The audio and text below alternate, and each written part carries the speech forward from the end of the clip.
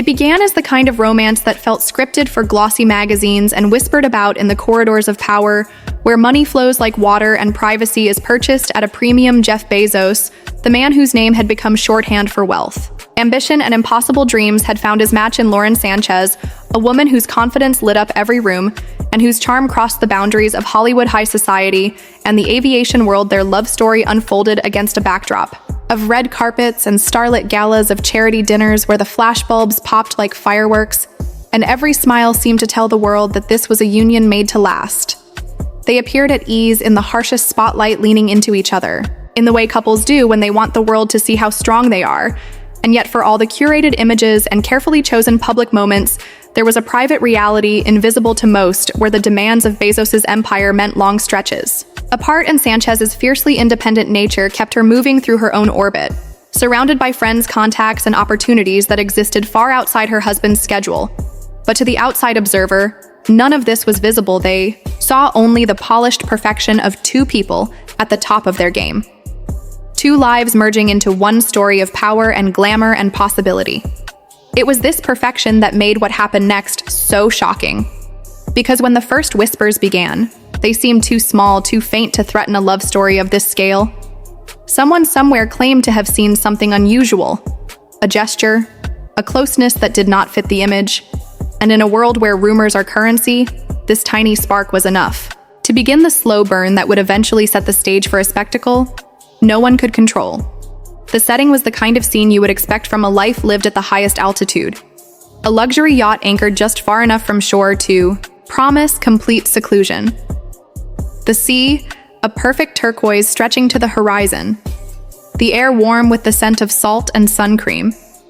The guests, few but notable, each chosen for their discretion, as much as their social standing. The decks polished. To a gleam, the crew trained to anticipate needs before they were spoken, and it was in this floating sanctuary that the moment unfolded, one that might have passed unnoticed in any other place at any other time. Lauren laughing in the kind of easy, unguarded way that comes when you believe no one is watching, leaning just slightly toward a man who was not her husband, his hand resting lightly against her arm, longer than politeness required, their heads close together in conversation, their body language carrying a charge that those who noticed could not quite explain. The crew saw it first, and while their silence was part of the job, the truth is that in this world, silence can be bought and sold like any other commodity. Someone somewhere decided that what they had seen was too interesting to forget. And so the whispers began weaving their way from deck to dock, from private conversations to exclusive dinners where details shifted and sharpened as each retelling added weight to the story. And then came the photographs. Grainy at first, the kind that might be dismissed as tricks of light or unlucky timing. But the longer one looked, the clearer they became. Lauren sunlit and smiling, leaning across a table. Her hand in his laughter, caught mid-breath in the kind of intimate exchange that needs no translation in the rarefied world of billionaires. Perception is as valuable as capital, and these images, even blurred, carried the power to bankrupt the most carefully cultivated narrative. They did not reach the tabloids immediately. Instead, they traveled in shadows, moving through encrypted messages shared from one trusted hand to another, until eventually they reached someone close enough to Bezos to know he had to see them. When the first image appeared on his phone, it was deceptively simple. Lauren in a swimsuit tilting toward her companion. Nothing overt, nothing undeniable. And yet the date and location told the story. He had not been there. More photographs followed, each one another thread in a tapestry that could be read 100 ways, but that Bezos knew the public would interpret only one way. For a man who had built his life on control, who had mastered the art of bending narratives to his will. This was more than personal hurt. It was a challenge to his image, an opening for rivals to sense distraction, for investors to question focus, for enemies to find weakness. And in that moment, the yacht was no longer just a yacht. It was the stage for a crisis that would soon spill far beyond the decks into headlines, stock tickers, and boardroom whispers. The news did not break all at once. It seeped into the world like a slow leak, appearing first as cryptic lines in gossip columns, then as speculation on social media, until finally the photographs themselves were in the hands of editors in New York and Los Angeles who knew the value of a scandal involving the world's richest man. When the images hit the public, the reaction was immediate, and Relentless headlines dissected every detail gossip shows, debated the identity of the man in the pictures. Conspiracy theories multiplied. Some claiming it was an innocent moment, others insisting it was part of a larger plot to undermine Bezos. In the court of public opinion, the truth mattered less than the perception, and the perception was damning. Lauren, once celebrated for her confidence and charisma, now faced a new kind of spotlight, harsh and unblinking paparazzi stationed outside her. Home cameras chasing her at every event, whispers following her into every room. Her strategy, at least in public, was silence. No interviews, no explanations, letting the storm pass while behind closed doors. Bezos moved with the precision of a man, preparing for battle, tightening his inner circle, bringing in security and forensic teams reviewing guest lists, crew rosters, and communications, tracing every detail of the yacht trip, with the same intensity he once applied to building Amazon 4. Those who knew him, this was not simply about heartbreak. It was about power, and the understanding that in his world, the person who controls the story controls the outcome. The couple still appeared together when necessary, but the warmth was gone, replaced by a careful choreography that fooled no one. And as friends and observers speculated about what would come next, the only certainty was that whatever decision Bezos made, it would be deliberate, calculated, and costly, because in the realm of billionaires, revenge, if it comes, is not loud, it is precise, and it always leaves a mark that money alone cannot erase. By the time the sun dipped lower and the shadows stretched across the yacht's immaculate decks, the whispers that had begun in hushed tones over canapes were already taking on a shape of their own, the kind of story that moves faster than the tide, changing with each telling, yet always carrying the same core detail, that there had been a closeness between Lauren and a man who was not Jeff Bezos that was difficult to explain away. The guests disembarked at a private marina, where tinted SUVs waited, engines idling. The crew went about their tasks with professional calm, but eyes betrayed the knowledge that something unusual had happened, and somewhere among them a decision had already been made that the moment was too valuable to be lost to memory. Whether for personal gain, revenge, or simple curiosity, no one knew. But someone pulled out a phone and reviewed the images. The grainy frames capturing sunlight, sweat, smiles, and gestures that could be read as innocent or intimate. Depending on who was doing the looking from there, the pictures moved like contraband from one encrypted message to another, traded in whispers between those who understood the weight of having something the rest of the world didn't yet know. And when one of those images landed in the inbox of someone with direct access to Bezos, it became clear that what had started as an idle conversation on a yacht was about to escalate into something far more serious when Bezos saw the first image. His reaction was unreadable to anyone not inside his closest circle. The photograph itself was nothing explosive in isolation, a woman laughing, leaning across a table toward her companion. But Bezos understood that in the context of his marriage, his brand, and the ever-hungry media machine, it was a loaded weapon. The date and location were unmistakable. He had not been there. More images followed the same two figures, leaning in their hands, brushing their smiles, caught in frozen frames that said more than words could. His mind ran through possibilities not only about what had happened, but about how the images had been taken and how they had made their way to him. Someone wanted him to see them, and the deliberate nature of that delivery spoke of intention, not accident, and that intention was now his problem. To solve the story moved faster than he could publicly respond. Editors in New York and Los Angeles began to circle the material, weighing its worth. Gossip sites, sharpened headlines, ready to pounce. And the moment the pictures became public property, the internet erupted with speculation threads of amateur detectives cross-referencing yacht registries and social media posts, timelines built and rebuilt with each scrap of information. And while the noise grew louder, Bezos remained silent, outwardly unshaken, attending meetings, delivering speeches, posting updates about space ventures and philanthropic efforts. But those around him noticed the tightening of his schedule, the sudden closed-door meetings, the presence of legal advisors and security consultants in places they hadn't been before. There was talk of tracking the images back to their source of combing through metadata and guest logs of re-interviewing crew members. Under reinforced confidentiality agreements while in the public sphere, the narrative began to shift. Lauren, once photographed as the glamorous counterpart to the richest man on Earth, now found herself framed as the central figure in a sun-kissed, scandal. Paparazzi lenses followed her every move.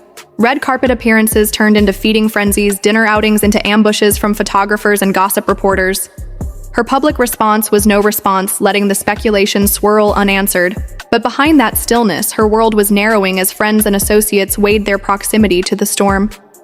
Some speaking anonymously to the press about her supposed restlessness, others rushing to defend her character, but in the court of public opinion, silence is a dangerous strategy.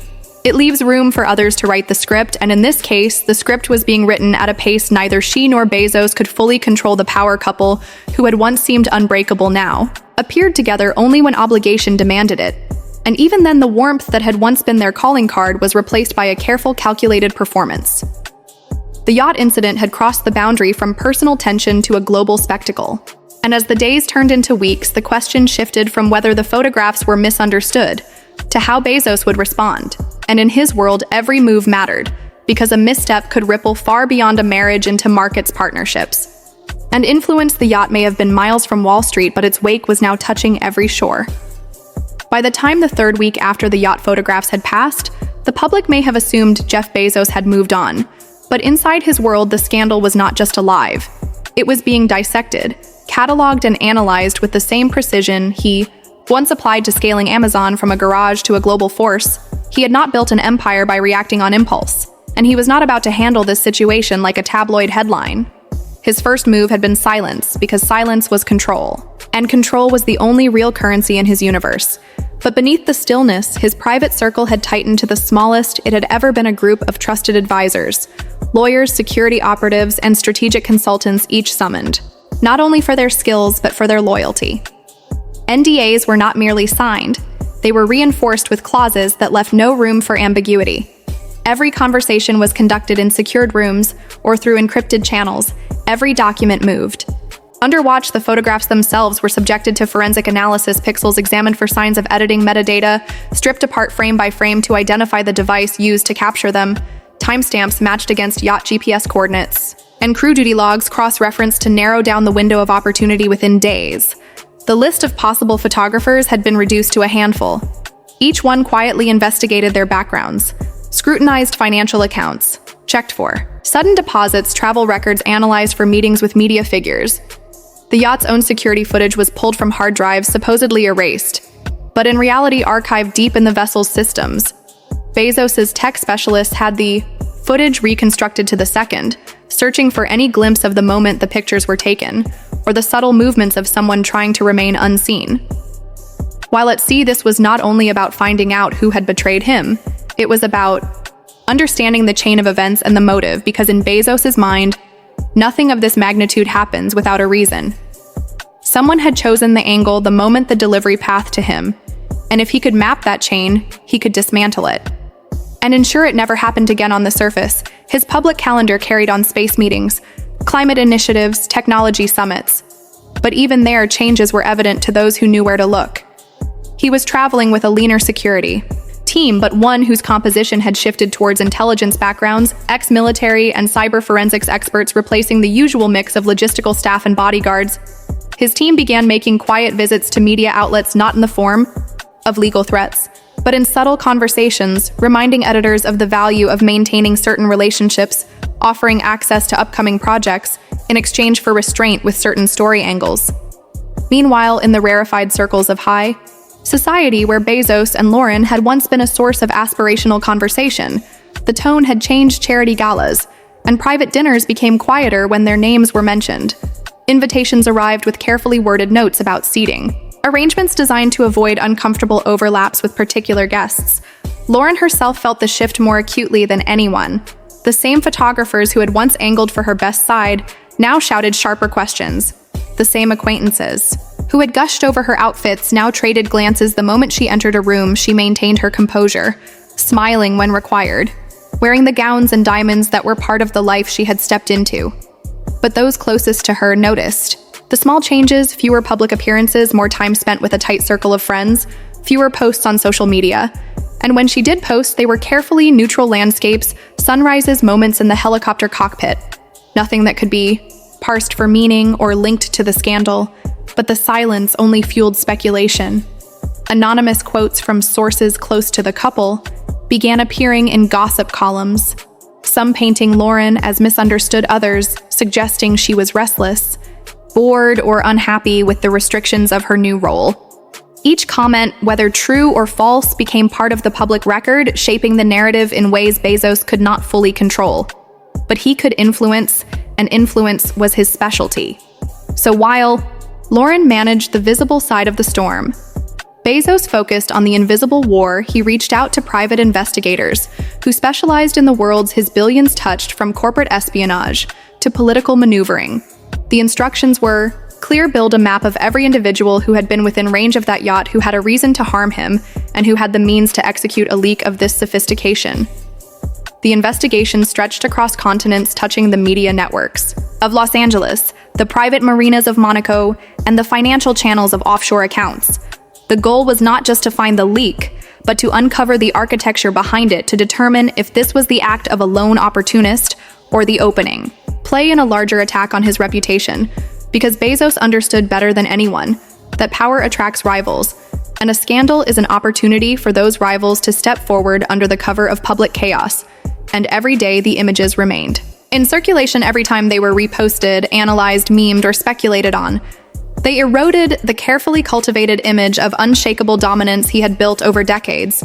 Even the markets seemed to feel it, not in dramatic crashes, but in the subtle dips in confidence, the small hesitations in high-level negotiations, the extra layer of questioning from investors who wondered if the richest man on Earth might now be distracted. Meanwhile, the photographs themselves took on a life of their own, not just as scandal, but as cultural currency, dissected in podcasts, analyzed in YouTube breakdowns, debated in late-night monologues, each time the narrative morphing slightly, and in the absence of concrete answers. The theories multiplied. Was the man in the picture an old friend, a business contact, a stranger planted to cause trouble? Was the leak a warning shot from someone inside their social world, or a calculated hit by an external rival? Each possibility demanded its own investigation, and each investigation added to the network of people Bezos now had under quiet scrutiny. In this way, the scandal was no longer just about the yacht or even the marriage. It had become a test of how far he would go to protect the one thing he valued more than money: his ability to control the story. And as the third week gave way to the fourth, his silence became less a defensive shield and more an offensive weapon, keeping the public guessing, keeping the media off balance, and giving him time to prepare whatever came next. Because when Jeff Bezos finally moved, it would not be in half measures. And in his world, every move had a price, one that was always paid by someone else. The Mediterranean light was beginning to shift into that golden late afternoon hue, when the energy on Bezos's $485 million yacht subtly changed. The air became thicker with a sense of anticipation. Conversations quieted ever so slightly, and you could feel that something important was about to happen. On deck, the staff had seamlessly transitioned from light lunch service to preparing an elegant late-day reception. The silver trays now bore crystal flutes of champagne that caught the sunlight like liquid fire. Every surface on the yacht seemed designed to amplify moments like these, where every detail mattered and every angle felt cinematic. Lauren Sánchez stood at the railing, her silhouette framed against the endless horizon. Her dress, flowing gently in the sea breeze, contrasted with the solid stillness of her stance. She was both entirely at ease and yet fully aware of every glance in her direction. The yacht's gleaming white exterior mirrored the water in such a way that, even from a distance, it looked like it was floating on a pool of molten gold. This was not just leisure, this was power leisure, the kind reserved for people whose very existence attracts headlines and speculation. When Leonardo DiCaprio reemerged, from below deck carrying a folded leather folio, the casual laughter from earlier shifted to something quieter. DiCaprio's charm was famous, but here on this yacht, it wasn't about red carpets or film premieres. It was about presence, about shared influence, about the unspoken understanding that everyone on board belonged to a tier of life. Few could even imagine Bezos received him with that measured nod he often gave in public settings, a kind of quiet acknowledgement that spoke more than a smile or handshake ever could. Lauren moved closer, her eyes bright with curiosity, though she let the men lead the pace of conversation. Whatever was inside that folio sparked an animated exchange. Bezos leaned in his posture, signaling focus, while DiCaprio gestured, occasionally his hand slicing the air as he described something in precise detail. Lauren listened, not interrupting, but absorbing every word. She had mastered this skill long before she met Bezos, knowing that sometimes silence could be more influential than speaking. Her role in moments like this was not passive, it was strategic. She let the conversation unfold around her, but positioned herself so that she was never outside its orbit. Meanwhile, the sea around them was alive with movement. The gentle lap of the water against the hull blended with the faint hum of nearby vessels keeping a respectful distance. A handful of photographers on smaller boats lingered in the periphery, hoping for that one image that would tell a story without a single caption. The crew remained impeccable, moving like a choreographed team, each action precise and unobtrusive. This was the unspoken code of high society yachting. Service so smooth it became invisible yet essential to the illusion. As the conversation between Bezos and DiCaprio deepened, Lauren finally stepped forward, placing a hand lightly on Bezos's arm. It was a subtle move, but one that shifted the dynamic. Without words, she signaled her inclusion, and DiCaprio smoothly turned toward her, bringing her directly into the discussion. The moment was seamless, yet meaningful. A reminder that in this circle, influence was not merely observed, it was exercised. From that point forward, the three stood together. Their voices low, but expressions engaged. Lauren occasionally glanced toward the horizon as if anchoring the conversation in the serenity of the setting. Yet every so often her eyes flickered with a spark that suggested calculation. She was as much a part of the power equation as either man, and she knew it. The golden hour light wrapped around them like a scene from a film, a tableau of wealth, connection, and unspoken narratives waiting to be interpreted by the outside world in early 2025. Jeff Bezos' reputation for calm, calculated moves was tested by rumors of a high-profile Amazon MGM investment tied to rising Hollywood star Sydney Sweeney. The deal, which allegedly gave her creative and executive influence, sparked intrigue because it came just months after his wedding to Lauren Sánchez. Sweeney was already linked to a possible James Bond role, and now her growing connection to Bezos fueled speculation about their relationship. Sources described subtle tensions between Bezos and Sanchez, with overlapping travel schedules raising eyebrows. Publicly united, they hosted events and sailed their $485 million yacht. Yet behind the scenes, optics proved harder to manage. For Sanchez, the proximity between her husband and a young, high-profile actress created a narrative she couldn't fully control. As online chatter surged, Sweeney stayed silent except for careful praise of Amazon, while insiders claimed the Bond rumors were strategic leaks. By late spring, gossip blogs and op-eds blurred the line between business and personal drama. In reality, the situation was likely more nuanced, but perception had already bound Bezos' personal brand to Sweeney's meteoric rise. This video covers legal allegations in a news context. All claims are from official filings and no guilt is implied until proven in court. Please keep all discussions respectful. Allegations are not facts until proven in court.